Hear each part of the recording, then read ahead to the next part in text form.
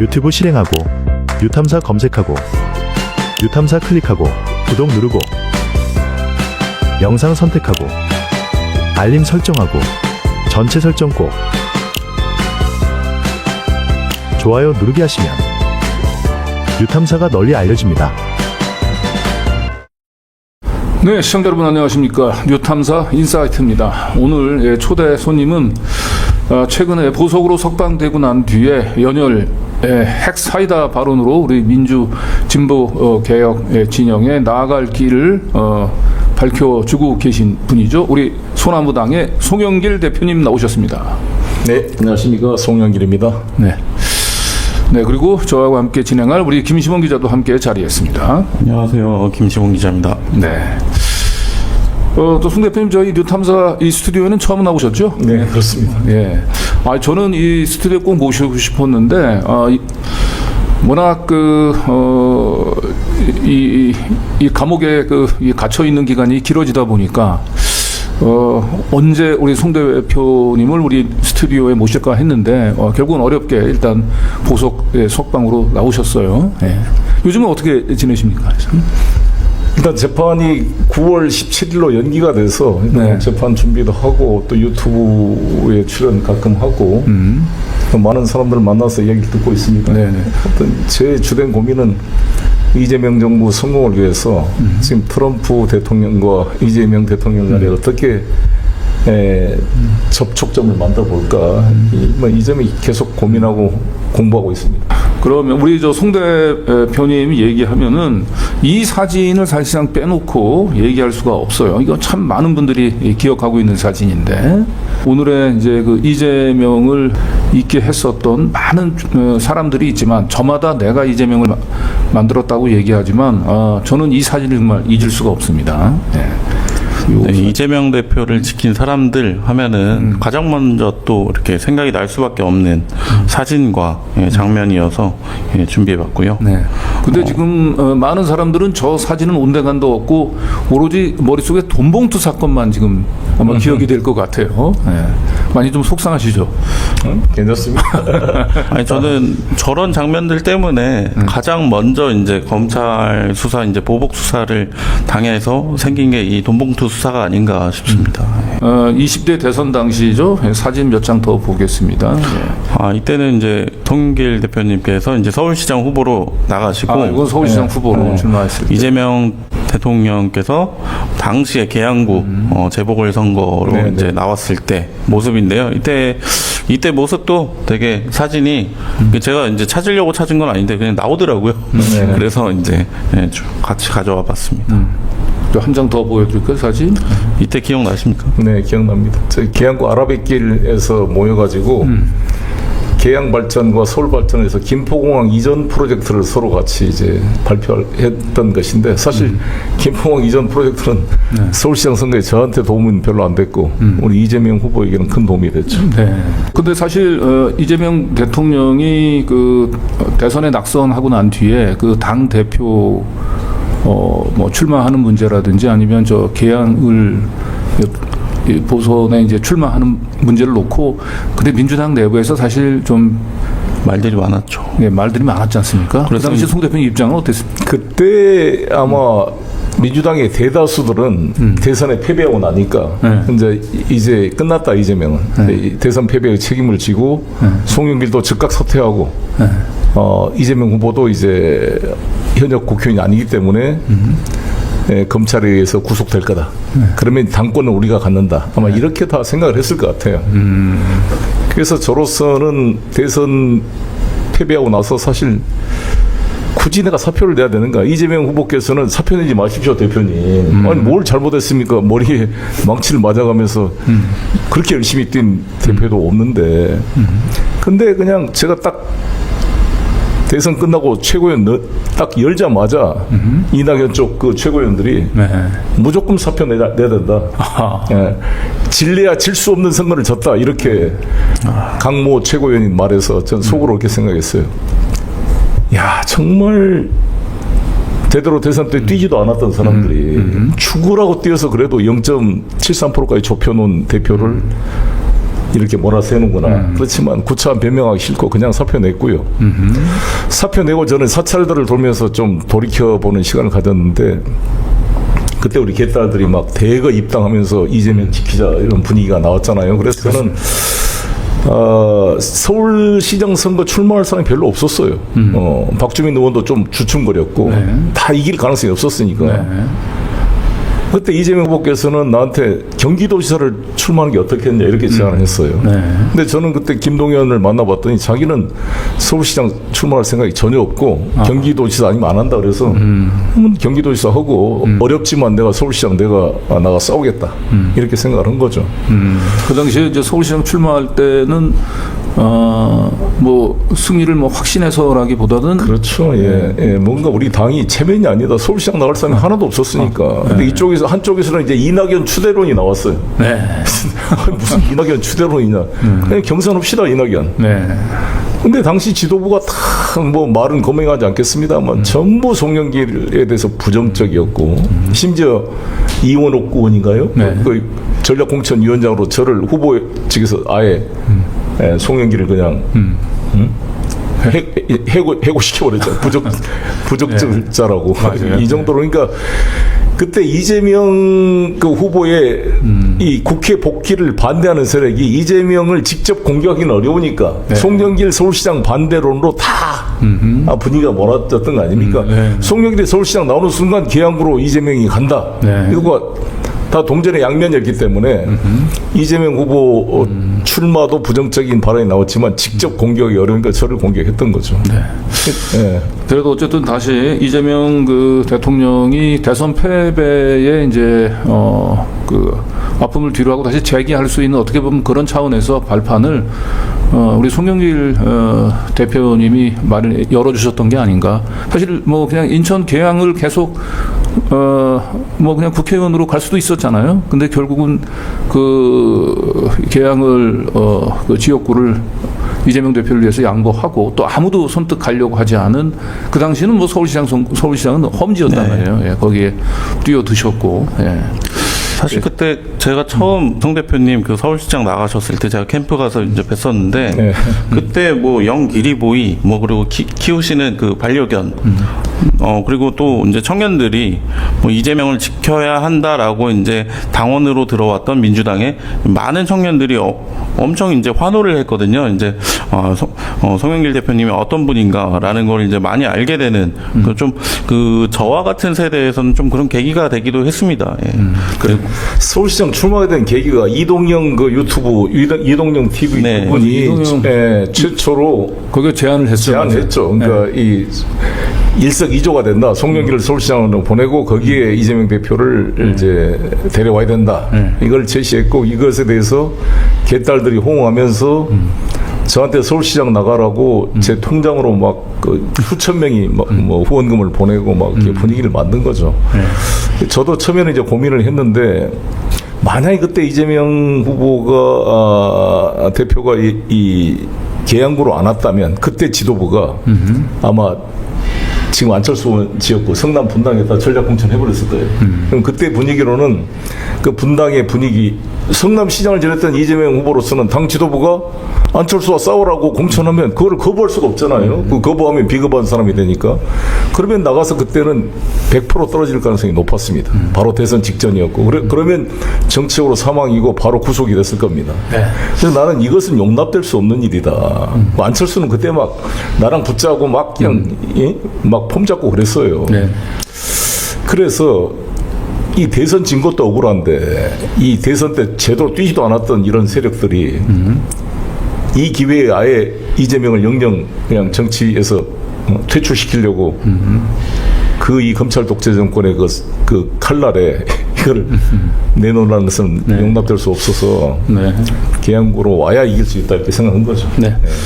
자, 그래서 어쨌든 민주당 내에서 이재명 대표가 결국은 이제 송영길 대표로 인해서 이제 재계 발표를 이제 마련을 했고 그 당시에 다시 대선 패배 이후에 그 정권 탈환보다는 당권 쟁취에 이제 골몰했었던 이제 민주당의 일부 인사들 같은 경우는 결국은 지난 총선 때 그 당원들이 심판을 했고, 물론 이제 그러는 사이에 이제 송영길 대표님 이제 돈봉투 사건 정치 검찰의 이제 표적 수사로 이제 영어에 몸이 됐었는데, 그래도 민주당의 많은 지지자들이 이 송영길 대표님, 우리 이재명 대통령의 오늘을 있게 했었던 송영길 대표의 헌신을 잊지 않았다라고 하는 게 지난 대선 때 확인이 됐죠. 우리 김시범 기자가 그때 현장 다녀왔었죠. 네, 어쨌든 그 이재명 대통령이 맞을 뻔한 칼이라고 표현을 해야 될까요? 그런 것들을 이제 송 대표님이 맞는 가운데 이제 이재명 대통령이 탄생을 했습니다. 이제 당선이 확실해졌을 때 제가 이제 그 이재명 대통령 그 자택 앞에 가 있었거든요. 여기에 이제 잘 보면 저도 있습니다. 예, 근데 이때 이제 이재명 대통령 이제 나오기 전까지 계속 이제 시민들이 대통령 나와라 막 이렇게 얘기를 하다가 근데 이제 그런 가운데도 가장 많이 들리는 얘기가 이제 송영길이 여기 와야지 막 이런 얘기하면서 송영길 없었으면 이재명 없었다 막 이런 얘기를 엄청 많이 하시는 거예요. 그래가지고 혹시 어디서 오셨냐 그랬더니 나 이게 날 때부터 개항 사람이요 뭐 이러면서 이렇게 말씀하시고 뭐 그런 분들이 정말 한두 명이 아니라 한 제가 듣고 본 것만 이제 30명 이상. 그러니까 제 주변에 있는 분들은 다 그랬다라는 거거든요. 저 개항 주민들 위주로 오고 또 개항에서 오시지 않은 분들도 그런 얘기들을 해서 그런 게 이제 또 생각이 납니다. 우리 계양구 규련동 이재명 대통령 후보 시절 그 집이. 그래서 제가 구치소에서 저 장면을 봤거든요. 네. 구치소 보죠. 이제 출구소 하고 나서 이제 계속 보는데 그 아는 분들 얼굴도 많이 보이고 우리 계양구 주민들이 보이니까 참 눈물나게 고맙더라고요. 심지어 그렇게 말씀하신 분들이 있었어요. 이제 송영길이 안 오면 안 찍어준다. 뭐 이런 얘기까지 막 이렇게 우스갯소리로 이렇게 말씀하시면서. 네, 그렇게 이제 민주당 당원들은 우리 송영길 대표의 헌신을 이제 잊지 않고 있었던 반면에 사실상 민주당 내의 이 동료 의원들은 제가 볼 때 그 정말 돈봉투 사건 터졌을 때 너무 제가 볼 땐 좀 비겁하고 좀 용렬하지 않았나 그런 생각이 듭니다. 돈봉투의 불똥이 혹시나 자신한테 올마 붙을까봐 정치검찰의 너무나 명백한 부당한 표적 수사에 대해서 거의 민주당에서 한마디도 하지 않았는데 코로나도 아닌데 아주 거리두기를 아주 열심히 했죠. 그렇죠. 근데 결국은 그 문제가 됐던 돈봉투 사건은 무죄 선고를 받았어요. 근데 이때 얘가 그 계엄 발생하고 정말 얼마 안 지난 시기여가지고 아무도 모르는 거예요. 이제 제 주변에 있는 기자분들이나 뭐 사람들 아무도 모르더라고요. 이제 정말 너무 알려지지 않아서 그 부분도 이제 또 이 자리를 빌어서 또 무죄가 되었다는 거. 지금은 이게 좀 이제 섭섭함을 좀 표시해도 괜찮습니다. 그런데 돈봉투 사건 관련해서는 사실상 민주당에서 단 한 번의 논평도 없었죠. 지금까지도 없죠. 지금까지도. 지금까지. 아니, 돈봉투 무죄 선고가 받았는데 보통 저렇게 무죄 선고가 나면 의례적으로도 당해서 그동안 돈봉투 사건으로 우리 민주당을 그렇게 범죄시했었던 이 정치 이 검찰의 무도한 시도가 이번에 법원으로부터 철퇴를 맞았다면 이렇게 하면서 심지어 기자들도 이렇게 예전에는 이제 기사 썼을 때 과거 기사의 제목을 막 수정을 했어요. 과거에 막 돈봉투 이렇게 썼다가 지금은 이제 뭐 다른 먹사연 막 이런 식으로 이제 다른 지금 아직 끝나지 않은 재판 관련해서 이제 제목을 바꾸고 그렇게 큰일 나겠다 해서 이렇게 태도를 바꾸는 모습을 보였는데 아직 민주당은 아쉽게도 이제 별다른 말이 없는 것 같습니다. 그러니까 이런 것들이 사실 뭐 송영길 대표 개인에 대한 이제 개인적으로도 섭섭하시긴 하겠지만 제가 뭐 오랫동안 봤을 때 민주당의 고질적인 문제점이 아닌가. 그래서 저도 참 반성이 되는데 아니 이렇게 한마디도 안 할 수가 있을까? 아니 총선 전에는 총선이니까 이제 뭐 조심해서 그렇다 뭐 이해할 수 있어요.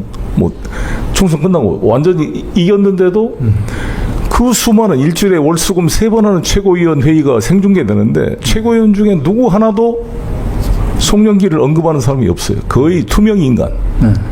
국회의원도 마찬가지고. 각종 TV 토론에 수많은 패널들이 나오는데도 패널 한두 명 빼놓고는 송영길은 지금도 투명 인간입니다. 대선 끝나면 달라지겠지. 대선에 이겼는데도 지금도 송영길은 투명 인간입니다. 네.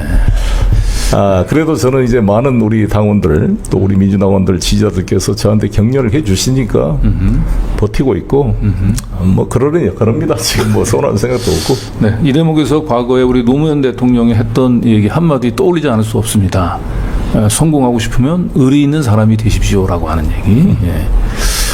그래요. 그리고 지금 어쨌든 돈봉투 사건은 이제 무죄가 됐지만 결국 그 검찰이 별건의 수사로 시작했던 사건이 지금 결국은 문제가 돼서 아직도 지금 항소심 재판이 진행 중에 있어요. 예. 요 내용을 좀 간략히 우리 시청자분들한테 좀 모르는 분들이 좀 많을 거예요. 예. 현재 재판 상황. 일단 돈봉투 사건에 대해서 말씀을 드리면 국민 여러분께서 또 보수적인 분들은 야 송영길 네 돈봉투 뿌린 놈이 뭘 잘났다고 이렇게 떠드냐라고 계속 댓글에 공격하신 분도 계시는데 전당대에서 돈봉투 뿌린 거 잘못했습니다. 제가 반성했습니다. 저를 당선시키려는 목적으로 발생한 사건이기 때문에 모든 것은 저의 책임이다. 나부터 구속해라고 제가 검찰청에 2번이나 간 거 기억하시지 않습니까? 그러나 법률적으로 내가 지시했거나 내가 돈을 만들어서 뭐 갖다 줬거나 이런 게 없습니다. 그래서 법률적으로 나는 무죄다라고 싸우는 거죠. 그러나 정치적 도의적으로는 제가 책임을 지겠다고 프랑스에서부터 기자회견했고 바로 귀국했잖아요. 프랑스에서는 나보다 1년 연장을 해줄 테니까 들어가지 말아 그랬습니다. 학교에서. 근데 바로 제가 귀국했습니다. 그리고 나부터 수사하라고 싸웠던 것이고 그러나 법률적으로는 무죄임을 주장했는데 1심 판결에서 이 돈봉투가 무죄라고 확정이 됐어요. 왜 그러냐. 3만 개가 넘는 녹음 파일이 나왔는데 거기서 송영길의 음성이 하나도 없고 송영길이 돈을 뭐 이걸 좀 준비해라 뭐 특별한 조치를 해라고 지시한 내용이 하나도 없어요. 그래서 자기들끼리 저쪽 상대 진영에서 돈을 뿌리니 우리도 뭘 해야 된다라고 한 내용이 나오기 때문에 실체법적으로도 무죄인데 절차적으로도 이게 이정근과 박우식 간의 알선 수재 사건과 이 돈봉투가 아무 관련이 없는데 추가 영장 발부 없이 위법하게 증거를 수집했기 때문에 증거 능력이 없다 해서 무죄가 됐고요. 뭐 두 번째 공소 사실인 국회의원들 말고 일반 지역위원장들한테 뭐 50만 원씩 나눠줬다. 이것도 무죄가 됐고. 그다음에 제가 일하고 있는 싱크탱크 먹고 사는 문제 연구소 그 후원금 약 2년에 걸친 후원금 7억 3천만 원 정도가 정치장법 위반이다라고 기소를 했는데 이게 유죄가 된 거죠. 네. 근데 그 중에 4천만 원은 무슨 여수 상공회의소 소각장 증설과 관련된 로비성 자금이어서 이게 3자 뇌물죄로 기소했는데 이것도 무죄가 됐습니다. 무죄가. 네. 왜냐하면 나는 알지도 못했던 일이고 이것이 또 허가도 안 났어요. 윤석열 정권 들어나서 허가가 난 사건입니다.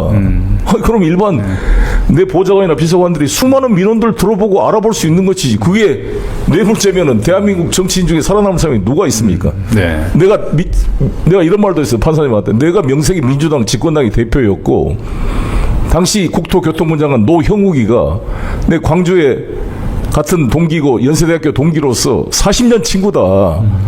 부동산 문제로 맨날 대면 보고로 이 당대표실에 왔는데 내가 이거를 민원을 해결해 줄 것 같으면 노영욱 장관한테 이야기를 했지. 근데 노 장관이 금시초문이라는 거고 국토부 공무원들 전부 증인신문했는데 검찰 조서에도 송영길 송자도 들은 바 없고 아무런 압력이 없었다라고 증언을 한 겁니다. 그래서 무죄가 나온 거예요. 근데 이걸 가지고 이제 싱크탱크 가지고 제가 무슨 이 먹산이라는 싱크탱크를 이용해서 돈을 받은 것처럼 이렇게 언론이 보도하고 있는데 제가 돈 받은 건 10원도 없고 저도 이번에도 500만 원 내고 계속 저도 후원금을 내고 있는 것입니다. 초기에 제가 2천만 원 이상 돈을 냈고요. 그리고 여기서는 다 거기 인건비하고 임대료 사업비로 들어간 것이고 그래서 정치자법 위반이 되면 보통 그 받은 금액을 추징을 하는데 저는 추징이 제로입니다. 검사가 추징을 안 했어요. 판사가 물었습니다. 왜 검사님 추징금 구형을 안 씁니까? 이건 송영길 피고인이 쓴 돈이 아니기 때문에 별도 추징금 구형을 안 했습니다. 그러더라고요. 아, 그 부분은 그래도 검사가 좀 나름. 그렇습니다. 그래서 저는 추징이나 벌금이 없이 그냥 징역 2년형이 돼서 법정 구속을 시켰는데 제가 그때 그랬죠. 아니 조국 대표는 2년 실형을 받으면서도 법정 구속을 안 시켜서 총선에 출마를 할 수가 있었는데 나도 명색이 집권당의 대표를 한 사람을 무죄를 다투고 있는데 이걸 법정 구속을 시키면 어떻게 되느냐. 구속이 된 다음에 내가 소나무당을 창당해서 그거 정말 좀 보석 좀 해주라. 선거운동을 할 수 있게. 그렇게 해도 선거 기간 내내 단 하루라도 해달라도 안 해줬습니다. 정말 저는 너무 불공정한 게임이었다고 생각이 들고 소나무당을 왜 만들었느냐. 아니, 민주당에서 나를 받아주지도 않고 나한테 대한 배려가 전혀 없었잖아요. 네. 무슨 플랫폼 정당에 끼워주는 것도 아니고 광주 제가 서구에 출마했는데 뭐 민주당 후보가 무슨 배려를 해주는 것도 아니었잖아요. 그래서 저로서는 저의 억울함을 밝히기 위해서 출마할 수밖에 없었고 그래서 소나무당이 만들어진 겁니다. 네. 저는 여러 가지로 하실 말씀이 좀 많으실 것 같아요. 근데 이제 방금 얘기하신 것처럼 이제 가장 많은 사람들의 내리 속에 박혀 있는 돈봉투의 사건은 무죄 선고가 됐고 다만 이제 먹사연 그 약간 이재명 대통령의 먹사니즘이랑 비슷한데요. 네. 먹사연. 그게 이제 지적 소유권이 저한테 있는 건데.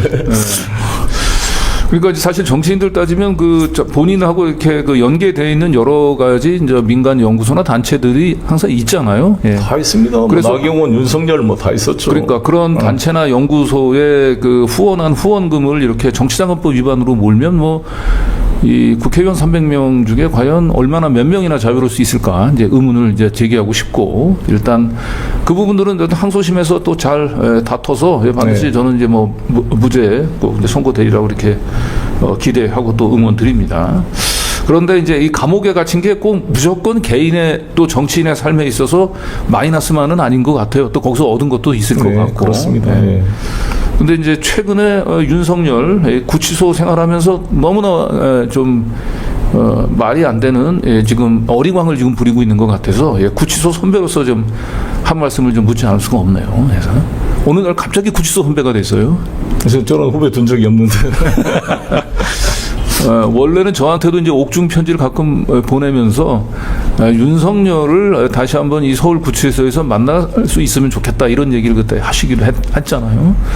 그렇죠. 제가 1월 8일 날 법정 구속이 됐으니까 되고 나서 얼마 안 있다가 이제 윤석열이 구속이 돼서 너무 기분이 좋았죠. 잠깐 동안 같이 그러니까 있었던 건가요? 서울 구치소에? 그렇죠. 1월 15일인가 구속이 됐을 겁니다. 그래가지고 3월 8일 경동에 나갔어요. 한 50일 정도 있었을 거예요. 근데 한 번도 뭐 마주친 적은 없죠, 당연히. 그럼 마주치기를 기다렸는데 뭐 그냥 지나갔어요. 그러니까 윤석열 오면은 전부 스톱을 시킵니다. 가던 복도에 가던 사람 스톱시켜 벽을 보게 해요. 나도 벽을 보고 있었어요.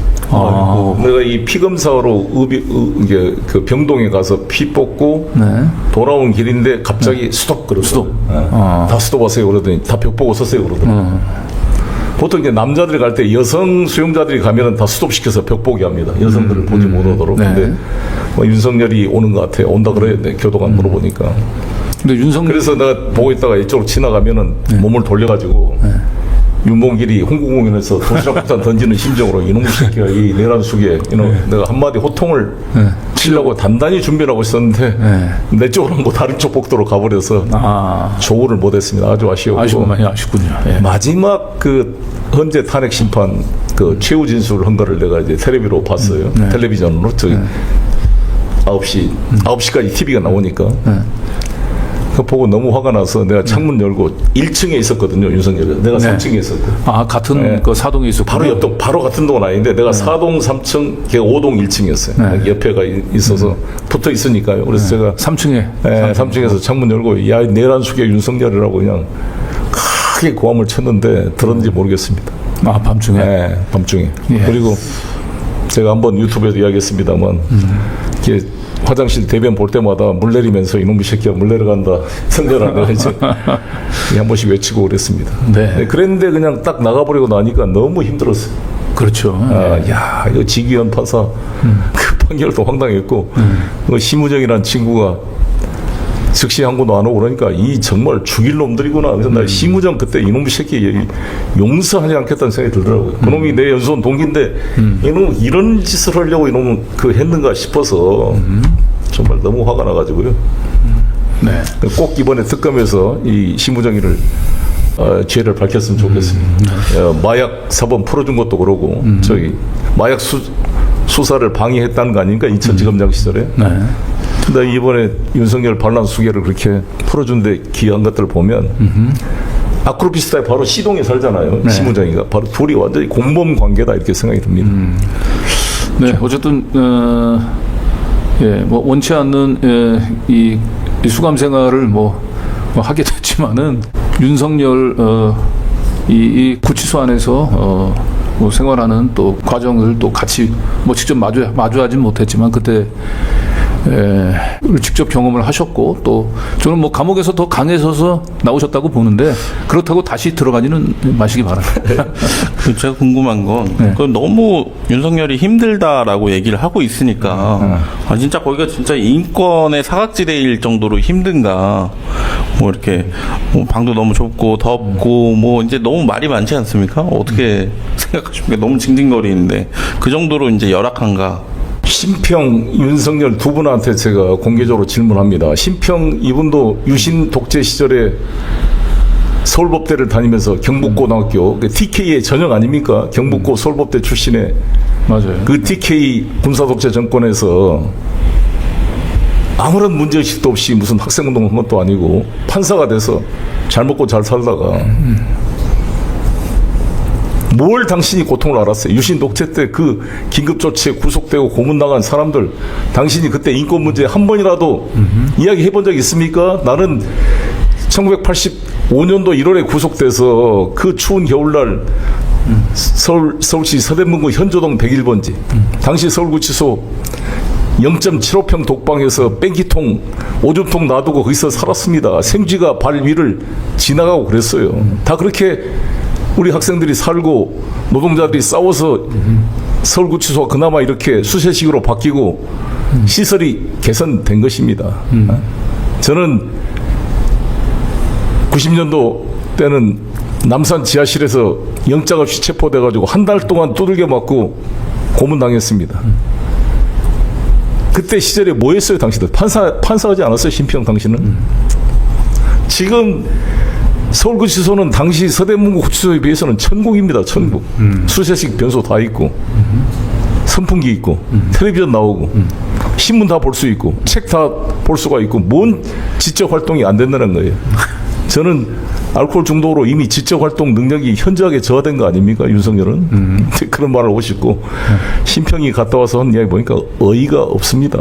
물론 지금 더운 날 밖에서도 힘든데 구치소의 수용자들 다 고생하고 있죠. 그러나 다른 일반 국민들에 비해서는 훨씬 특혜를 받고 있고, 4명이 수용되는 공간에 지금 수용되어 있습니다. 10.7제곱미터에. 거기 있으면서 아니 하루에 한 3번씩 변호사가 접견을 해가지고 변호사 접견실은 다 에어컨 다 나오고 시원합니다. 하루 종일 변호인 접견하고 또 수용소 그 교도관들이 아마 상담 활동을 계속 해줄 거예요. 초기니까. 네. 그거 시원합니다. 상담실은. 에어컨 나오고. 이걸 못 견뎌서 아니 도대체 이 대한민국 대통령이 우리나라 6만 명의 수용자가 지금 다 고생을 하고 있는데 그 며칠을 못 버텨서 그냥 징징거리는 사람이 무슨 골목대장도 안 될 사람 아니요? 당신이 도대체 뭐냐고 도대체. 네. 인간이 뭔 책임질 때 나라를 위해 뭘 할 때는 부동시로 군대 면제되고 말이죠. 당구 칠 때는 500이 되고 골프는 잘 치고 뭔가 책임질 때는 갑자기 몸이 이상해져가지고 부적격자가 되고 네. 검사 임용될 때는 정상으로 돌아오고 네. 구치소 들어가니까 또 눈이 아파가지고 실명 위기라고. 그럼 병동에 들어가세요, 병동에. 네. 가보니까 제가 휠체어 타고 있는 사람들이 그렇게 많아요. 그 구치소 안에. 휠체어 타도 안 보내준다니까요. 갑자기 뭐 간 수치가 뭐 좀 엄청나게 올라가고 계단을 올라가기 힘들 정도라고. 아니 원래 술을 끊으면 간치수가 일시적으로 올라가요. 또 버티면 간이 좋아지게 되는 거고 당뇨도 술 안 먹으면 훨씬 좋아지잖아요. 아주 치료하기 좋은 요양원입니다. 그래서 마음을 비우고 해야 되고 제가 다시 한번 또 강조하는데 강금원 씨 기억나시죠? 이 신창섬유 사장 이 문재인 대통령의 어떤 후원자 아니 노무현 대통령의 후원자였잖아요. 근데 이분이 정치 보복으로 구속돼가지고 뇌에 종양이 발생해서 수술하기에 보석 좀 해달라고 사정했는데 이 재판부와 검사들이 보석을 안 해줬어요. 그래서 노무현 대통령이 돌아가셨잖아요. 난 지금도 화가 나는 게 노무현 대통령이 그렇게 갇혀 있었을 때 소위 친노 핵심들이 한 명도 봉화마을 안 찾아갔잖아요. 혼자 그냥 외롭게 고립되게 놔뒀잖아요. 그럼 사람이 마음이 이상해지거든요. 저도 프랑스 파리에 있을 때 아무도 없잖아요. 보좌관도 없고 나 혼자 있는데 계속 한국에서 막 텔레비에 돈목도가 나오니까 마음이 우울해져가지고 세느강을 지나다 한번 확 뛰어내리고 싶은 충동이 들더라니까요. 노무현 대통령께서도 그랬을 거예요. 완전히 동물원처럼 가둬놓고 그때 강금원 선배가 있었으면 거기 가서 막걸리라도 한잔하면서 마음을 풀어서 이런 일은 안 생길 수가 있었을 텐데 하는 안타까움이 있는데요. 강금원 결국 노무현 대통령 돌아가시고 나서 한 이틀인가 풀어줘서 그때 장례식장에 오셨더라고. 맞아, 그랬었죠. 그때 머리를 다 깎았더라고 이제. 나 너무 마음이 아파서 정말 손을 잡고 울었는데 내 강 회장님만 계셨으면 대통령 안 돌아가셨을 거다. 그랬더니 자기도 그렇게 생각한다 그러더라고요. 그런데 뇌종양 수술하다 바로 후유증으로 돌아가셨어요. 그때 59세입니다. 59세. 나보다 어린 나이에. 그러니까 강금원 회장을 죽게 만든 거예요. 이 사람들이 뇌종양이 있어 수술해야 되는데도 보석을 안 해줬던 법원 재판부. 윤석열이 들어간 지 한 달도 안 됐는데 눈 아프다고 보석해주라고 이 양반들아. 병동에 그냥 있어요. 병동에서 늘어져 있어요. 거기 에어컨이 나옵니다. 근데 윤석열의 지금 이제 수감 생활의 가장 큰 공포는 우리 뭐 송영길 대표님 같은 경우는 내가 그 안에 들어가도 반드시 나는 나올 수 있을 거라고 하는 이제 그 희망과 네. 그게 있는데 윤석열은 다시 나올 그렇죠. 수 없다라고 하는 절망. 그렇죠. 이게 아마 가장 공포스럽지 않을까 생각을 하고요. 자, 윤석열 얘기 너무 뭐 우리가 별로 재미없는 얘기인 것 같고 어제 처음으로 국무회의를 거의 전 과정을 다 공개를 했거든요. 네. 예. 저 기사 보셨죠? 봤습니다. 예. 네. 좀 어떻게 좀 보셨습니까? 이재명 나온 스타일이다. 이재명 대통령이 성남시장 때도 어떤 민원 같은 경우를 공개적인 SNS로 민원을 접수하고 바로 그걸 집행해서 시민들이 바로 효능감을 느끼고 이렇게 확인할 수 있음으로써 어떤 신속한 행정, 늦장 행정에 대한 어떤 그런 답답함이 확 해소됐습니다. 근데 그런 걸 보여준 게 아닌가 생각합니다. 대통령으로서 국정 운영에 대한 자신감이 있지 않으면 사실 가능하지 않은 그렇습니다. 거죠. 그렇습니다. 네. 저는 아주 뭐 의미가 있는 시도다 이렇게 봅니다. 그래서 국무위원들의 자기 발언도 다 이제 보여지는 거잖아요. 그렇죠. 예. 도대체 그동안 이 독재 정권, 보수 정권의 국무회의는 대통령이 말하면 다 수첩 들고 받아 쓰는 거잖아요. 무슨 토론이 있어요? 아무 그냥 요식행위에 불과했죠. 이 질의 토론하면서 우리 장관이 어떤 입장을 하는지 그 공무원들도 볼 거 아니겠어요, 다. 그렇죠. 네. 그러니까 이제 국무위원들은 이제 상당히 부담이 될 것 같아요. 그렇습니다. 거꾸로. 그렇습니다. 그래서 이제 국무회에 가서 그냥 적당히 앉아만 있다가 자리만 지켰다 나와야지 이제 이런 생각을 하기가 이제 어려울 것 같아요. 네. 그러니까 이재명 대통령의 철학을 보면 아시다시피 수술실 그것도 CCTV 달자는 것부터 시작해서 그다음에 그 계곡 상인들 세운 것도 생중계를 다 한 거잖아요. 그렇죠. 그래서 모든 걸 투명하게 하자. 그만큼 자신 있고 떳떳하고 그러는 거죠. 그러니까 그건 정말 완전히 반대입니다. 저는 아주 의미 있는 시도다 이렇게 생각합니다. 저도 어쨌든 뭐 기자 생활 30년 했지만 그 가장 밑에 있는 그 후배 기자들이 힘든 게 똑똑하고 또 거기에 또 성실하기까지 한 선배 만나면 죽는 거거든요. 밑에 있는 후배. 일은 많이 배웁니다만 아마 지금 이재명 대통령 밑에 있는 국무위원들이 거의 그런 좀 심정이 아닌가 싶은데 우리 국민들 입장에서는 너무 보기 좋았어요. 그렇습니다. 예. 자, 최근에 지금 논란이 되고 있는 문제인데 그 민주당 내에서 또 진보개혁 진영 내에서도 좀 찬반 양론이 있는 것 같아요. 예, 조국 전 대표에 대한 이제 특사 문제. 예. 검찰 개혁의 상징이다라고 얘기가 되면서 이제 곳곳에서 사면 요구가 있고요. 뭐 종교계, 뭐 이렇게 뭐 불교에서도 그렇고, 뭐 천주교에서도 그렇고 여기저기서 얘기가 있고 또 우원식 국회의장도 면회도 하고 뭐 하면서 이제 상당히 화제가 되고 있습니다. 이 부분들에 대해서는 뭐 이제 같은 감옥에 있었던 동지로서 저는 일단 사면에 대해서는 대통령의 고유 권한이고 대통령을 존중해야 된다. 압박해서는 안 된다는 생각입니다. 아니 이재명 대통령께서 이거 사면 안 하겠습니까? 언제라도. 근데 그 시기를 이렇게 압박해서 그게 과연 옳은 것인가? 지금 내란 세력들을 진압하는 과정 아닙니까? 아직 김건희 구속도 안 된 상황 아닙니까? 여러 가지로 그렇죠. 지금 윤석열이 지금 악쓰고 있는 이런 상황에 계속 지금 이렇게 대통령을 사면을 압박하는 것이 옳은 것인가에 대해서 저는 의문이 있습니다.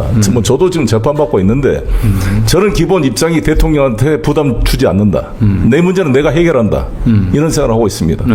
그 사면 이야기를 하는데 왜 조국 이야기만 합니까? 그렇지. 아니, 수많은 노동자, 송영길도 있는데 송영길은 항상 투명인간 취급이에요. 오늘 아침에 내가 조국혁신당 의원 한 사람하고 내가 식사를 하고 왔어요. 내가 불만을 토로했습니다. 아니 근데 왜 조국 이야기밖에 안 하냐? 송영길의 말을 조국혁신당 대변인부터 한마디 한 적을 본 적이 없다. 송영길은 항상 말할 때 내가 이재명 조국 이야기를 같이 거론하면서 조국의 억울한 점을 이야기를 하고 있습니다. 조국 대표 입에서나 조국혁신당 국회의원 입에서 단 한마디라도 송영길에 대한 억울한 점을 이야기한 적이 있는가? 대변인 논평 하나도 없습니다. 물론 민주당도 마찬가지. 민주당도 그 흔한 부대변인 논평 하나가 없어요. 이 송영길에 대해서는.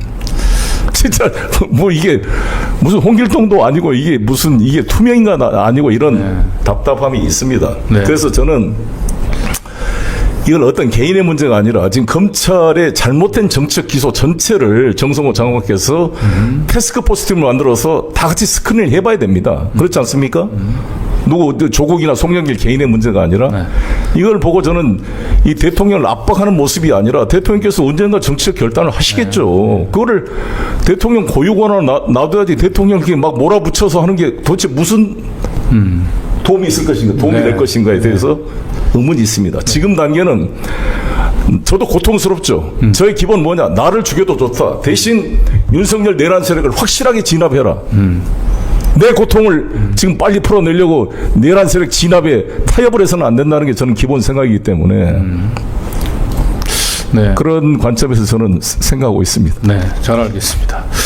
이 조국 그 전 장관과 마찬가지로 사실 송영길 대표님은 사실 정치 검찰의 정말 그 표적 수사로 정말 그 지난 2년 반 2년 반 동안을 거의 뭐 사실 뭐 검찰과 싸우느라고 잊혀진 정치인이, 그리고 상처받은 정치인이 됐는데, 그러고 보면 이 조국 혁신당은 그나마 좀 무리가 있는 거예요. 조국 혁신당에서 목소리를 내니까. 그렇죠. 하는 건데, 지금 민주당, 사실은 조국 혁신당에서 우리 송 대표님 그 사면 얘기를 거기는 당 자신의 오셨던 이제 당 대표에 우선할 수밖에 없고, 그건 뭐 저는 이해하는데, 민주당에서 목소리를 사실 내줘야죠. 예.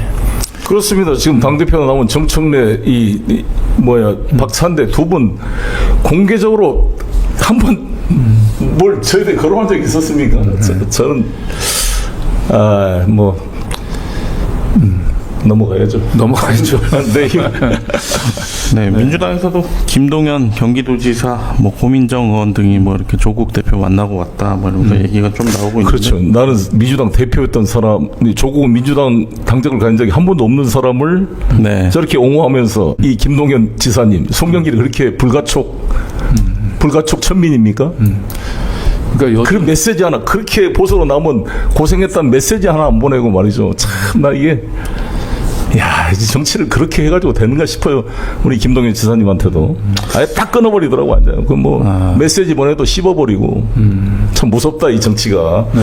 최근에 국회에서 검찰 과거사위원회법을 발의한다는 얘기가 좀 있거든요. 관련해서 이제 검찰들의 과거 과오, 그리고 윤석열 정권에서 이제 진행되었던 정치 검찰의 행태들을 낱낱이 밝히고, 이제 가능하다면 그 전, 노무현 대통령 때부터 완전히 그 과거사위원회를 설치해서 하겠다라고 하는데, 그런 내용들도 이제 하나하나 밝혀져서, 이제 송 대표님도 좀 이렇게, 진실 관계라든지 그런 거를 같이 규명했으면 좋겠습니다. 네. 자, 어쨌든 오늘 방송의 기본 컨셉은 이재명 정부의 성공을 위해서 민주당은 충분히 준비되어 있는가, 이제 이걸 한번 짚어보려고 이제 하는 건데요. 제가 송영길 대표님 관련해서 가장 이제 아쉬웠던 순간은 지난 민주당이 검사들 청문회를 여러 차례 했지 않습니까? 그렇습니다. 이럴 때 사실은 저는 개인적으로 두 가지인데, 하나가 태블릿 PC 조작 사건을 밝힐 수 있는 좋은 기회가 있었고, 그렇습니다. 또 다른 한편으로 우리 이제 송영길 대표에 대한 이 정치 검찰, 특히 서울중앙지검장하고 차장 조상원 4차장. 그때 청문회 할 때 탄핵 사유도 사실은 다다익선 아닙니까? 많으면 많을수록 좋은 거 아니에요. 그렇습니다. 예. 그리고 또 실제로 또 민주당 내에서 한때 대표까지 하셨던 분이 억울하게 이 정치 검찰한테 마녀 사냥을 당한 누구보다 잘 알고 있었던 민주당 입장에서는 한번 이 청문회 장에 우리 저 송영 대표 증인으로 충분히 불러올 수도 있었을 것 같은데 그런 아쉬움이 좀 있어요. 그 배경을 제가 말씀드리면 그렇잖아요. 그때 김영철과 장시호의 부적절한 관계. 그래서 현대고등학교 한동훈의 후배였던 장시호가 하겐다스 아이스크림까지 얻어먹으면서 친밀한 유착 관계에 있었고 그 한동훈의 직계 부하인 김영철을 통해서 둘이 부적절한 관계가 있었다라는 또 제기가 됐었고요. 그래서 우리 강정구 기자님이 또 제가 연결해 준 거 아닙니까? 정윤호를 통해서 맞습니다. 뭐 제가 정윤호한테 속임을 당하긴 했지만 어찌됐건 뭘 찾고자 제가 리스크를 감수하고 이 김영철과 이 한동훈 이는 용서할 수 없었기 때문에 제가 싸운 거죠. 왜냐하면 김영철이가 나를 수사한 반부패 수사 2부장이었기 때문에 그때. 그래서 그걸 밝혀내서 많은 의혹을 밝혀냈으면 저는 이 정청래 법사위원장이 이들을 탄핵 소추했을 때 그 이제 상임위를 열었잖아요. 그때 그렇죠. 증인으로 좀 채택을 해라. 저는 최순실을 채택하라고 제가 김승원 관사한테도 이야기했어요. 네. 그리고 우리 강진구 기자라도 좀 채택을 해줘라. 그걸 취재하신 분이니까. 아니 근데 이문정 검사가 그 사건과 무슨 관계가 있어요? 그냥 일반론만밖에 이야기할 수 없는데 이문정 검사만 채택하고 나도 채택 안 해. 강진구도 채택 안 해. 최순실도 채택 안 해. 그때 아마 박지원 의원과 이 정청래 의원 두 분이 제일 소극적인 걸로 알려져 있습니다. 나머지 서영교 의원이나 김승원 간사는 적극적으로 아마 채택해보자 이렇게 의견을 제시한 걸로 알고 있는데 특히 저는 최순실을 이제 채택했어야 될 이유가 뭐냐. 최순실이 지금 상대적으로 혼자만 남아서 10년 넘게 고생하고 있잖아요. 근데 최순실의 친구가 제가 알기로는 그 도이치모터스 주가 조작에 같이 가담한 중에 한 사람으로 제가 네, 저도 그 얘기 저는 정유라한테 들었어요. 이게 정유라가 그런 말을 했어요. 그러니까 정유라가 무슨 말을 했느냐? 지금 아시다시피 그때 도이치모터 주가 저주로 얻은 이익이 약 7, 80억 되잖아요. 네. 그 중에 23억이 최은순과 김건희 몫이고 나머지 전주가 5명인가 있었잖아요. 네. 그 중에 한 명이 최순실과 아는 사람이고 그 사람이 김건희와 함께 도이치모터 주가 조작의 전주의 한 사람이었기 때문에 최순실을 증언대에 세우면 이것을 생생하게 증언할 수 있는 가능성이 있었습니다. 있었어요. 네. 그래서 그걸 채택하면 최순실도 얼마나 그 내부 비밀을 많이 알겠습니까? 왜냐하면 윤석열, 한동훈이가 최순실을 잡아 죽인 거니까. 그렇죠. 태블릿 PC 증거도 조작했다는 의심스러운 증거가 명확하게 있는 거 아닙니까? 영상으로. 그러니까 충분히 박살낼 수가 있었고 박근혜 세력과 윤석열 세력을 분열시켜서 이거를 할 수 있는 그 절호의 기회를 아니 법사위원장 정청래 왜 안 했습니까? 왜 채택 안 했습니까? 그리고 그냥 이 문장만 하고 그냥 마지못해 나중에 장관을 잠깐 강진구 네, 저를 이제 불렀다가 그냥 용두사미로 끝나버렸고 그 뒤로 제가 구속된 다음에 어떻게 했냐? 저를 담당하는 변호사님이 LKB 이광범 대표입니다. 그분이 이제 접견을 왔길래 내가 정청래 법사위원장을 헌재 그 탄핵 시년에 자주 본다 그래서 좀 전달해 주세요. 아니 대표님이 나를 변론했으니까 내 사건을 잘 알 거 아닙니까? 그럼 나를 좀 증인 채택해 주라. 왜? 지금 최재훈 부장검사 저를 기소한 공소장에 이름을 쓴 그 검사입니다. 서울중앙지검 반부패 수사 2부장. 이거를 지휘한 4차장 조상원, 이창수 서울중앙지검장 이 세 명이 김건희 사건을 무혐의 처분한 그 주범으로 탄핵 소추된 거 아닙니까? 그러면 김건희 도이치모터스 주가 조작의 압수수색 영장 한번 발부 안 한 이 사건과 송영길 주변 100여 명을 압수수색한 사건이 동일한 검사라는 거죠. 그러면 제가 증인 채택돼서 갔으면 헌법재판관들 앞에 생생하게 이 최재훈과 조상원, 이창수 이자들이 송영길은 그냥 때려잡을 듯 주변을 다 쑥대밭을 만들고 김건희를 어떻게 로펌 변호사처럼 직무를 해태했는지를 생생하게 증언할 수가 있었는데 제가 공개적으로 옥중서신도 한번 띄웠어요. 한번 이겁니다. 이게 이제 네. 저 3명의 검사들 그 탄핵 청문회 할 때 그렇습니다. 탄핵할 제가 정청래 소추위원이었으니까 이창수 조상원 최재훈 탄핵 소추 심의 때 정청래 소추위원에게 송영길 증인 채택 것을 요청합니다. 이렇게 해서 제가 옥중 서신을 올려서 수많은 댓글이 달렸습니다. 다 이거 정청래 위원장님 이거 들어주세요. 그러지 않습니까? 아무 심리 한 것도 없어요. 무슨 증거 제출한 것도 없이 부실한 심리 끝에 그냥 다 기각됐습니다. 최재훈이란 자가 탄핵 심판 기각되기 전에 헌재에서 최후 변호하는 거 보니까 제가 피가 끓더라고요. 아유, 그거 정말 분노스럽게 이럴 데 없어서 아니 지금도 그러면 물론 무슨 이유가 있는지 모르겠는데 지금도 정청래 위원장이 나한테 왜 채택을 안 했는지 이유에 대한 답변이 없어. 그냥 씹어버리고 완전히 무슨 동네 뭘 취급하는 것도 아니고 아예 답변이 없습니다. 이게 이재명 정부의 이런 소통 방식과는 100% 안 맞나 봅니다. 이게 바로바로 답변해주고 국민의 민원을 들어주는 이런 자세가 아니다. 저는 이렇게 생각을 합니다. 더구나 전직 민주당 대표가 이렇게 사정을 해서 내가 공개적으로 요청했는데 채택 안 할 수도 있죠. 자기 판단에. 제가 모르는 다른 뭐 사유가 있으면. 그러면 설명을 해줘야지. 지금까지 아무 설명도 없고 그냥 채택 안 했고 부실한 헌재 심리 끝에 결국 이창수 조상원 다 탄핵이 기각됐습니다. 기각됐습니다. 네, 어쨌든 지금 뭐 정청래 의원이 그 법사위원장으로 하면서 이제 나름대로 국민들한테 깊은 인상을 남기긴 했습니다만 어쨌든 지금 송영길 대표께서 이제 지적했던 그 부분 직접 도이치모터스 불기소하고 딱 비견이 될 수 있는 그 사건을 당사자를 그날 불러서 전 국민들이 그건 아주 생중계가 되잖아요. 그렇습니다. 그 귀중한 기회를 좀 놓쳤던 건 이제 두고두고 참 아쉽게 송영길이 거론하기 싫은 모양이죠. 난 참 이런 소화적인 자세가 민주당의 발전에 도움이 되는 건가. 우리가 모든 정파를 떠나서 지금 이 검찰이란 범죄 정권과 싸우는데 힘을 합해야 되는데 아니 없는 증거도 찾아야 될 판에 생생한 당사자의 증언을 채택 안 해줘? 참나. 이 중요한 시기에. 그때가 그 계엄 이전에 상당히 이제 화제가 됐었거든요. 검사 탄핵 청문회라는 게 되게 대단히 이제 화제가 됐었는데 그때도 약간 역풍 이야기 나오면서 이제 뭐 되게 몸을 조금 이제 조심스러워 보이는 그런 움직임이 좀 있었던 것 같습니다. 그때 저도 많이 물어보고 했었거든요. 법사위원들이나 뭐 여기저기. 네. 지금 어쨌든 아까 사면 얘기 나오긴 했습니다만은 이제 조국 전 장관에 비해서 우리 이제 송영길 대표님에 대한 사면 얘기는 전혀 지금 뭐 언론도 그렇고 이 정치권에서조차도 이제 거론이 되지 않고 있는데 이제 그 이유 중에 뭐 하나는 아직은 형이 확정이 되지 않지 않았냐. 조국 전 대표하고 비교했을 때 이제 이런 반론이 있을 수 있는데 과거의 사례를 보니까 재판이 끝나기 전에도 이 재판을 이제 검찰이 사실상 뭐 공소 취소나 상고 포기를 통해 가지고 확정을 하고 사면을 한 사례가 있더라고요 보니까.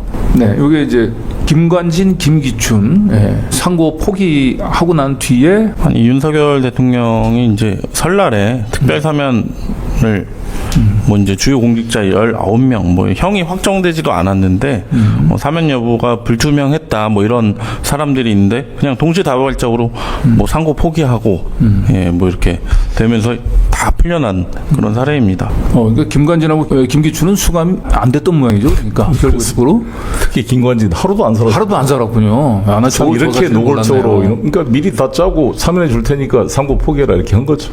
그 형이 확정되고 나서 닷새 동안 뭐 이례적으로 이제 형 집행이 이루어지지 않았습니다. 네. 그냥 형이 확정되면 바로 집행해야 되는데 5일 동안이나 그걸 특혜를 봐준 거죠. 그러니까 참 나쁜 놈들이지 이게 하는 거 보면. 사전에 교감하지 않고는 좀 그렇죠. 어렵지 않냐 이런 얘기 있고. 네, 아무튼 다시 말씀드리지만 저는 우리 대통령께 이재명 대통령께 부담 주고 싶은 생각 전혀 없고요. 저는 지금 사면을 바라지도 않고 일단 저는 이 법정에서 최대한 이 재판부의 어떤 변론을 충실해서 무죄를 받을 수 있도록 최선을 다하겠습니다. 뭐 지금 중요한 것은 송영길의 사면 이게 중요한 게 아니라 이재명 정부의 성공이 중요하고 이 내란 세력을 척결하는 게 우선이기 때문에 이 지금 3대 특검의 시간이 올해 말까지도 갈 거 아닙니까? 기간이. 이 기간 동안은 쪽에 대한 이 발본 생활에 집중을 해야 될 문제이지 우리 내부의 뭐 이런 문제는 좀 저는 정치로 고려할 문제가 있기 때문에 이것은 대통령을 압박할 문제가 아니라 이재명 대통령께서 정치적으로 판단하도록 그걸 둬야지. 그걸 대통령을 압박하는 것은 저는 옳은 것이 아니다. 라고 생각합니다. 왜 대통령께서 사면하고 싶지 않겠어요? 근데 모든 거를 다 고민하실 거 아닙니까? 그렇죠. 자, 그런데 이제 사실 좀 민주당 내에서 그 송영길 대표님에 대한 이제 사면 얘기를 사실 쉽게 꺼내지 못하는 이유는 뭐 지금 뭐 검찰의 눈치를 보고 뭐 그러진 않을 텐데 결국 언론들의 검찰 눈치를 보는 게 아닌가. 언론들은 여전히 돈봉투 사건 1심에서 무죄가 선고됐음에도 여전히 돈봉투 사건은 이 민주당의 도덕성을 공격하는 이제 대표적인 사건이 됐고 송영 대표의 사면을 거론하는 순간 민주당이 아직까지 돈봉투 사건에서 충분히 반성하지 않고 있다. 이제 이런 언론들의 지금 역풍 때문에 지금 민주당 의원들이 좀 눈치를 보고 있는 게 아닌가 그런 생각을 되는데 가장 최근에 좀 이런 언론들의 역풍을 우려한 민주당 의원들의 이제 몸살이기 또는 언론들의 민주당 비판에 대해 편승해서 숟가락으로 또 더 상처를 주는 그런 일들이 대표적으로 이 최동석 인사혁신처장님에 대한 사건인데 이 최동석 처장님 이번에 그 가장 큰 고초를 겪었던 발언 중에 하나가 저 문재인은 이 고통의 원천. 지금 최근에 한 얘기가 아니고 윤석열 정부 있을 때 했던 얘기거든요. 그런데 저런 발언에 대해서 물론 불편할 수는 있겠지만 저 민주당의 이제 대변인 했던 원내 대변인 백승하 대변인이 사실 저런 언론들의 저런 공격에 사실은 거꾸로 그 언론들하고 이 좀 맞서는 모습을 보여 줄 수 없다면 저런 얘기는 하지 말아야 되지 않을까. 근데 거꾸로 저런 이제 언론 공격에 편승해서 상처를 더 주는 저 발언들을 했거든요. 과거 부적절한 행동 사과해야. 사실 내란 세력 척결이나 각종 개혁 과제가 많은데 어떻게 보면 이제 너무 이런 좀 인사 검증 뭐 이제 뭐 어떻게 보면 초반에 이제 인선에 대해서 이제 얘기를 계속하면서 오히려 뭐 이제 뭐 개혁이 지금 이럴 때인가라는 얘기가 좀 많이 나오고 있습니다. 그 제가 이 최동석 저거를 보니까 제 경험이 좀 기억이 나던데 아시다시피 제가 당 대표 시절에 관훈 토론에 가서 대선을 앞두고 이제 그 기자들 그 질의응답을 했는데 그때 제가 이런 표현을 썼습니다. 이재명 후보가 당선되는 것도 일종의 정권 교체다. 하도 그때 문재인 정부에 대한 불만 때문에 정권 교체 요구가 높았잖아요. 그냥 윤석열이가 좋아서가 아니라 문재인만 구속시키면 찍어주겠다는 정도로 이 보수 세력들의 이 강력한 분노와 정권 교체 의지가 높았습니다.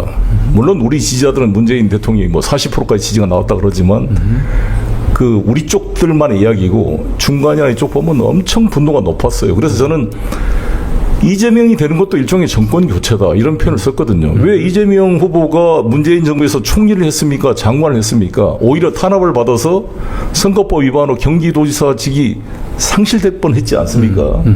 이런 표현을 썼죠. 거기다 플러스로 대깨문이라는 사람들이 이재명 보기 싫다고 윤석열을 찍게 되면 노무현 정부 시절에 정동영 믿다고 이명박 찍어서 결국 노무현 대통령께서 검찰의 그런 보복으로 이제 불행한 일이 발생하게 된 것처럼 될 수 있다. 우리가 이재명을 당선시키는데 힘을 모아야 된다. 이런 표현을 썼는데 이걸 가지고 소위 친문 세력들이 엄청나게 공격했어요. 당 대표가 입 조심해라 뭐 어찌고 윤영찬 의원은 기자회견까지 해서 뭘 나를 공격하고 뭐 그랬는데 자, 그때 그 심리가 생각이 나요. 어찌됐건. 아니, 사실상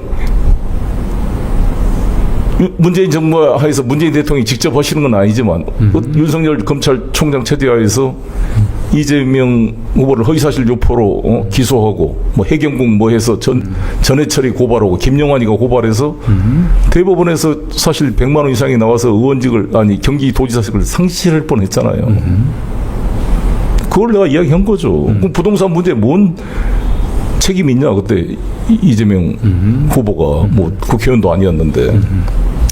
그러니까 그때도 좀 불편함이 있더라도 지금은 문재인 정권 인기 유지가 중요한 게 아니라 자기가 좀 문재인 정권이 디스를 받더라도 후보를 좀 띄워줘야 될 거 아니에요. 그래야 정권을 창출할 거 아닙니까? 아니 전두환이가 자기는 요걸 얻어모여서 노태우를 띄워주려고 6.29 선언까지 하게 해주고 그렇게 배려해서 보통 사람들에서 포장을 해가지고 노태우를 당선시켰잖아요. 그러면 저는 모르겠어요. 저는 문재인 정부가 조금만 내가 문재인 정부 비판하면 막 발끈해서 청와대에서 당대표인 저한테 항의를 하고 이런 걸 보면서 참 여유가 없다. 자기 지금 임기가 끝나가는 자기 지지도 관리가 중요한가?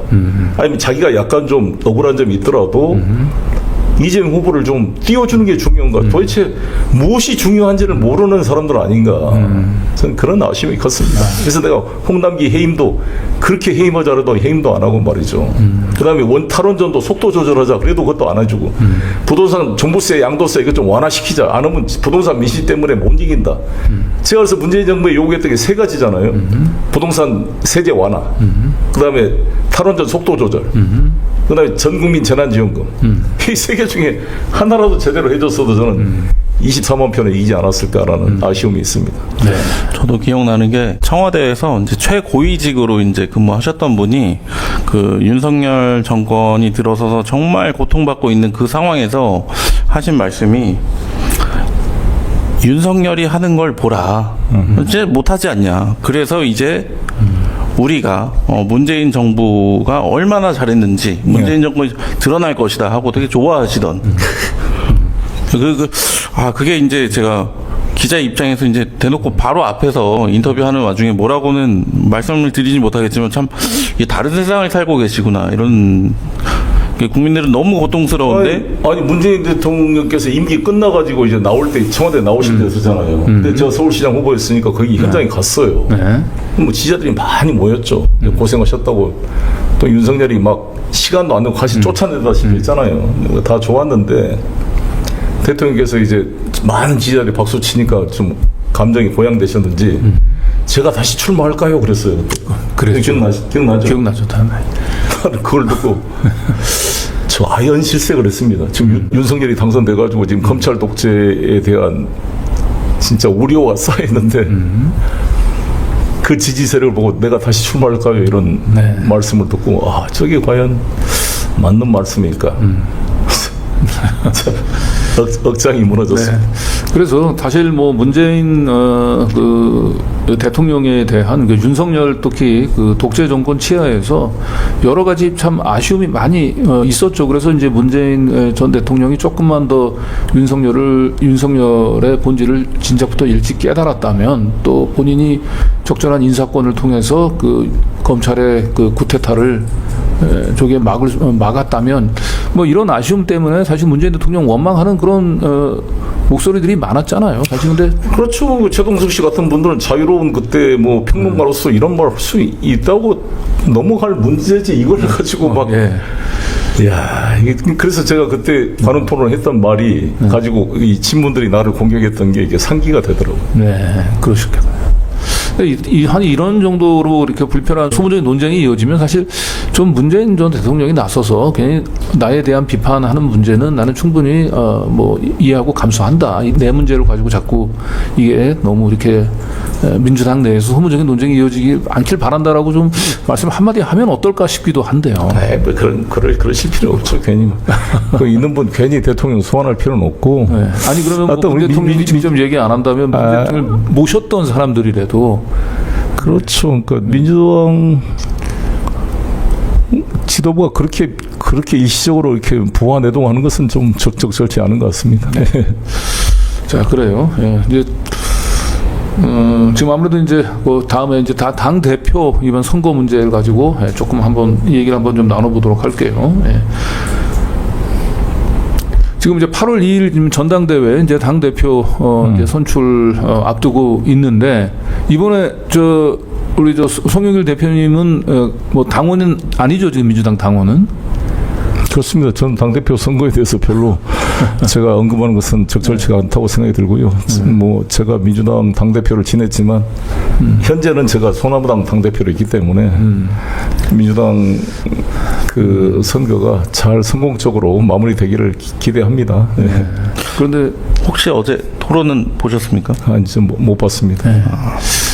잘 언급을 좀 안 하시려고 하는 것 같기도 하고. 그런데 조심스럽고요. 박찬대, 정청래 뭐 두 분을 다 잘 알죠? 곁에서 오랫동안. 물론 잘 알죠. 다들. 네. 그래서 나름대로 이제 두 분의 장단점이 있을 것 같긴 한데 네. 그 장단점에 대해서만 좀 설명 좀 부탁드립니다. 그런 이야기도 예민하니까. 그런 얘기도 예민해서. 저는 뭐 제가 바라는 것은 하나가 있다면 지금은 모든 것을 이재명 대통령을 중심에 놓고 생각해야 된다. 이재명 대통령께서 얼마나 힘듭니까? 나는 제일 걱정이 되는 게 이제 소위 트럼프 정부와의 파고, 당장 이제 25% 관세 협상이 지금 8월 1일 날 이제까지 타결 안 되면 이게 될 거라고 보는데 모든 거를 아무튼 이재명 대통령을 지키고 이게 성공하는데 중심을 놓고 사고해야 된다. 저는 그렇게 생각합니다. 네. 사실 뭐 최동석 처장이 지금 공격받고 있는 발언 중에 하나가 이제 바로 그 얘기거든요. 예, 지금 이제 당대표 선거 그때 물어봤으니까 똑같이 그런 얘기를 하셨어요. 사실. 누가? 최동석 처장이. 글쎄요. 처장 되기 전에. 그분은 알지를 못합니다. 처장 되기 전에 당대표 선거 관련해서 이제 의원을 물어보니까 지금은 이제 이재명의 시간이 돼야 된다. 그렇습니다. 맞습니다. 하는 얘기를 했었거든요. 예.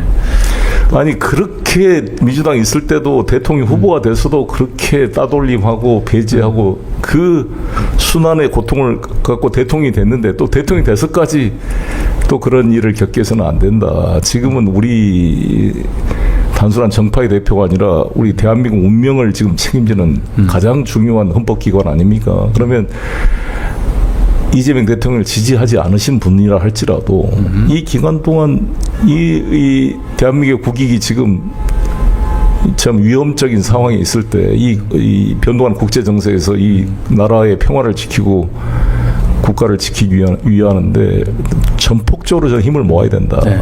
그 트럼프나 이쪽이 과도한 요구를 하거나 이럴 때 우리 내부에서 변함없이 지지를 해줘야 이 교섭력을 가지고 뚫어낼 거 아니겠습니까? 네. 그래서 저는 뭐 지난번에 무슨 모스탄이가 모기약인가 이상한 놈이 와서 헛소리를 하고 다니는데 정말 그 파리채로 하나 때리고 싶더라고요. 그런 모스탄 같은 논리라고 한다면 지금 트럼프 대통령은요. 지금 뭐 무슨 안동댐 소년원 사건과 비교가 안 되는 앱스타인 지금 미성년자 성착취 문제로 지금 집중 공격을 받고 있잖아요. 비교가 안 되는 거예요. 만약에 트럼프 모스탄 같은 애들이 이재명 대통령 뭐 소년원 이런 페이크 뉴스로 가짜 뉴스로 얻어들면 그냥 파리채로 한 대 때려줄 것 같아요. 트럼프 입장에서는. 헛소리 하지 말라고. 네. 자, 어쨌든 8월 2일 전당대회 민주당 당대표 선거 누구 송영길 대표님의 이제 입장이 어떤지 많이 궁금해하실 텐데 그냥 이재명 지금은 이재명의 시간이 돼야 된다라고 하는 말씀으로 그리고 누가 당대표가 되는 것이 그 이재명 정부 이재명의 시간이 돼야 된다라고 하는 이제 그 말씀에 부합하는지는 우리 시청자 여러분들이 각자 판단하시면 좋을 것 같습니다. 다음 주제로 좀 넘어가 볼까요? 이제 거의 이제 마무리해야 될 시간이긴 한데, 우리 송영길 대표님의 향후 거취에 대해서 사실 관심을 갖는 분들이 많이 있습니다. 그런데 최근에 이준석이 저런 얘기를 했네요. 한동훈이 인천 계양을 보궐선거 출마 제2의 황교안 될 수도 이렇게 얘기를 하면서 이제 한동훈이 이제 인천 계양을 보궐선거에 출마할 가능성을 얘기를 하고 있는데 사실 우리 민주 진보 진영에 있는 많은 시민들은 인천 계양을 보궐선거에는 송영길 대표를 다시 보내야 되는 거 아니야? 그러기 위해서는 사면도 필요하긴 한데 저 기사 혹시 보셨습니까? 모르겠어요. 그런 그 개항을 하면 지금 솔직히 그 송영길 대표 얘기밖에는 안 나오더라고요. 특히 시민들이나 당원들은 그런 것 같습니다.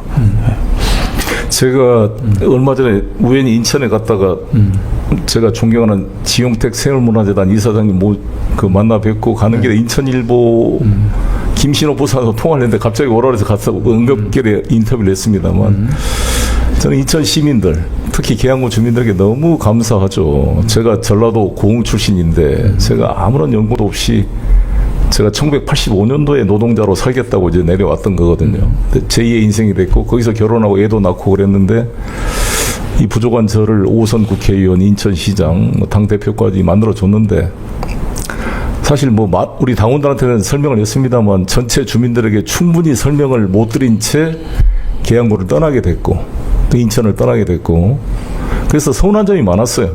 많은 시민들이 송영길에 대해서 야 이거 이렇게 투단할 수 있는가. 야, 그래서 저도 너무나 항상 송구스러웠는데 이재명 대통령이 이번에 당선이 되니까 이제 많이 분위기가 좋아졌다 그래요. 야 이게 송영길 대표가 이런 전략적인 뜻이 있었구나. 결국 이재명 대통령을 우리 계양구에서 살려서 국회의원을 2번 시켜주고 대통령을 만든 거잖아요. 그러니까 이게 보람도 느끼고 그래서 저에 대한 서운함이 많이 가셨다 그러더라고요. 네. 그래서 지금도 죄송하고 감사하게 생각하고 하여튼 모든 거는 지금 저의 거친 문제는 일단 2심 무죄 판결을 받고 나서 고민할 문제다 이렇게 말씀드리겠습니다. 예.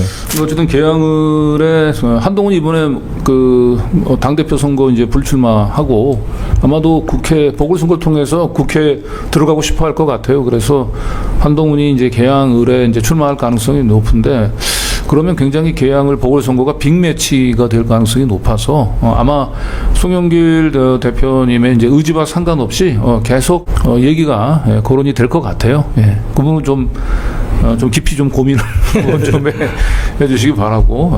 그래서 자연스럽게 또 그렇게 되면 예, 송영길 대표님에 대한 이제 돈봉투 사건에 대해서 민주당이 이제는 좀 자신감을 가지고 이건 정치 검찰에 대한 표적 수사라고 하는 점을 좀 더 자신감 있고 좀 목소리를 좀 내야 될 것 같습니다. 예. 네.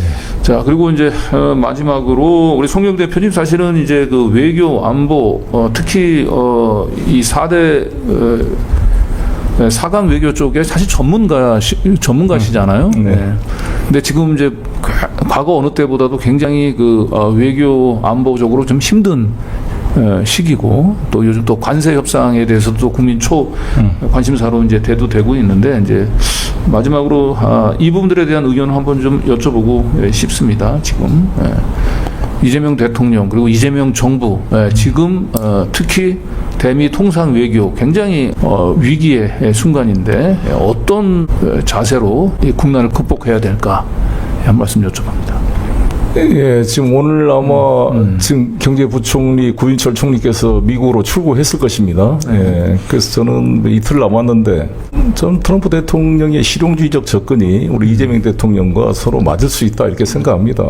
그리고 계속 가변성이 있기 때문에 일희일비할 게 아니라 우리 한국과 미국은 사실 떼려야 뗄 수 없는 동맹 관계이고 공동의 가치를 추구하는 가장 가까운 우리 우방 아닙니까? 그래서 저는 뭐 전면적으로 설득해 가고 출구를 찾을 수 있을 것이다 이렇게 생각합니다. 그래서 제가 제시한 것은 지금 이시바 일본 총리가 5,500억 달러 투자를 해서 그 이익의 90%를 미국이 가져가겠다고 트럼프 대통령이 자랑을 했는데 트럼프 대통령은 자신한테 정치적으로 필요한 것은 잘 과장해서 이렇게 홍보하는 사람이니까 우리가 가지고 있는 레버리지는 사실상 강력한 제조업 기반 아닙니까? 조선산업 반도체 산업이 그렇고 또 구축함 MRO 문제도 그렇고 알래스카 LNG 투자 문제도 그런데 여기에 두 가지를 플러스하자면 저는 방위산업 분야하고 이제 국방비를 다 GDP 5% 올리라 그러면 유럽부터 진짜 엄청난 이 무기 수요가 필요한데 이거를 감당할 나라가 몇 개 없습니다. 우리 대한민국이 최고로 좋고요.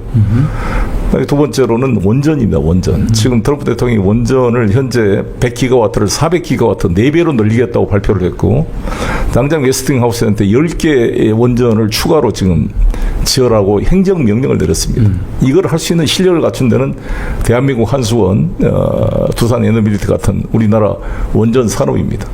이 산업이 이거를 웨스팅하우스와 조인트 벤처를 만들어 투자하게 되면 식기만 하더라도 약 2천억 달러 이상의 투자가 소요돼요.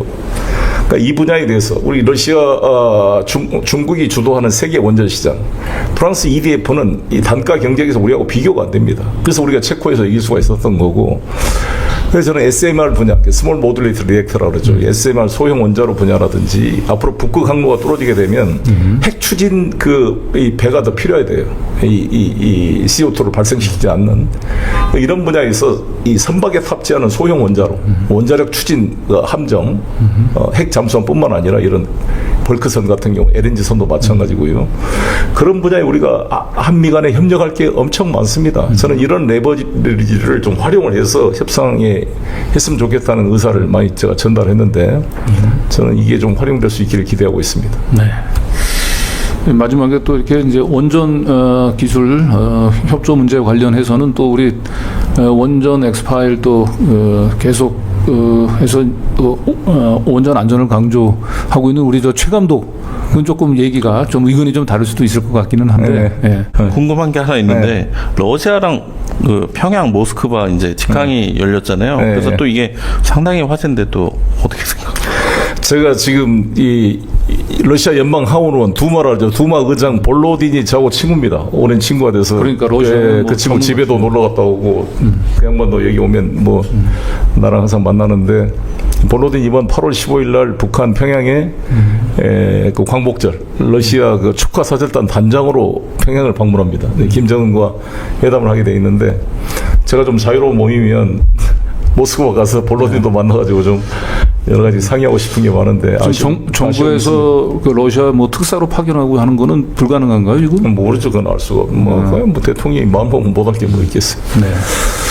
근데 뭐 지금은 이제 일단은 러시아보다 중요한 게 한미 관계를 뚫어내는 게 중요하니까 아마 이재명 대통령께서도 여기에 집중할 것 같습니다. 그러니까 전승절 행사 때 9월달에 북경 방문 문제나 러시아 특사 문제는 일단 한미 관계를 푼 다음에 하는 게 수순이 맞다고 보기 때문에 저도 그게 일리가 있다고 보여지고요. 그래서 어떤 여기 한미 관계에 집중해서 이 경주 엑스포 때 아무튼 이걸 좀 성공시키고 또 시진핑 주석도 방한해서 이 미중 양 관계를 풀어내는 게 지금 우리 이재명 정부의 가장 큰 관건입니다. 여기에 집중해야 된다고 봅니다. 사실 뭐 돈봉투 사건 때문에 정말 힘든 시기를 보냈었고 이제는 그 어두운 터널 속에서 이제 그 빠져 나오고 있는데 정말 우리 이재명 정부의 성공을 위해서도 또 민주당이 다시 한번 더 큰 개혁 정당 또 강한 정당으로 거듭나기 위해서도 이 송영길 저 대표의 그 정치 검찰들 상하는 이 진실 투쟁에 진실 규명 투쟁에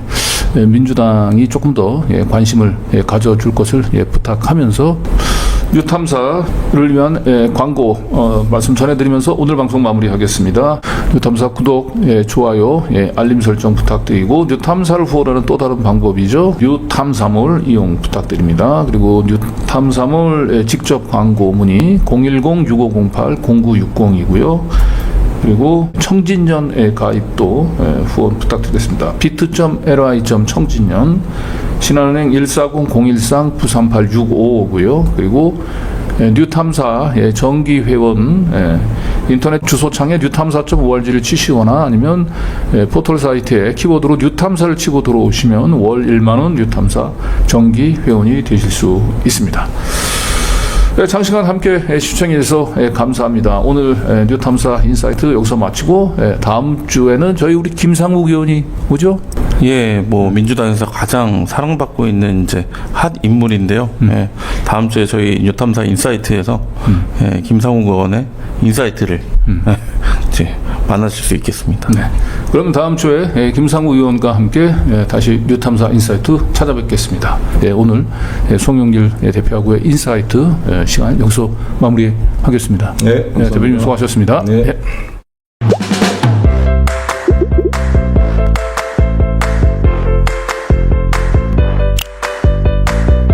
네이버 다음 구글 창에서 뉴탐사 검색 뉴탐사 홈페이지 누르고 오른쪽 상단 햄버거 버튼 누르면 회원 가입 안내 페이지로 이동합니다.